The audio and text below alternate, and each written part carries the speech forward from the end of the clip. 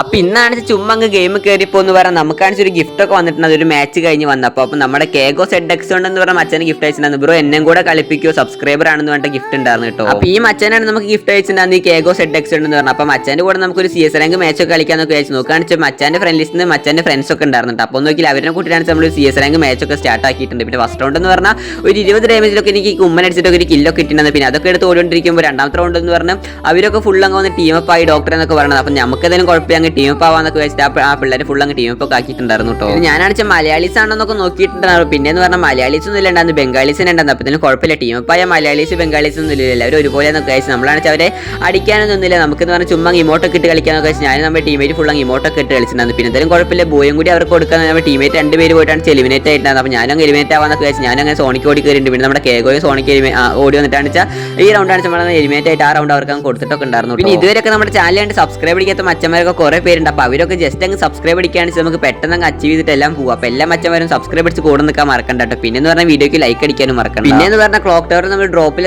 അവരുടെ ടീം അപ്പുറം നിൽക്കണം, നമ്മുടെ ടീം ഇങ്ങനെ 4 പേരും വരിക്കുന്നുണ്ട്. നമുക്ക് സ്കോഡ് ഇമോട്ടൊക്കെ ഇടാന്ന് വെച്ചാൽ നമ്മൾ 4 പേരും കൂടി കുറേ നേരം ഇമോട്ടൊക്കെ ഇട്ടിട്ടുണ്ടായിരുന്നു കേട്ടോ. പിന്നെ എന്ന് പറഞ്ഞാൽ ബോയെ നമ്മൾ ഇവർക്ക് കൊടുക്കുകയാണല്ലോ. അപ്പോൾ എന്തായാലും സോണിലങ്ങ് എലിമിനേറ്റ് ആവാന്നൊക്കെ വെച്ചാൽ ഞാനും നമ്മുടെ ടീമേറ്റ് ഫുള്ളും കയറിയിട്ടാണ് സോണിലൊക്കെ എലിമിനേറ്റ് ആയിട്ട് ആ റൗണ്ട് അവർക്ക് കൊടുത്തത്. അപ്പോൾ അടുത്ത വീഡിയോയിലാണ് വരെ. Okay, by.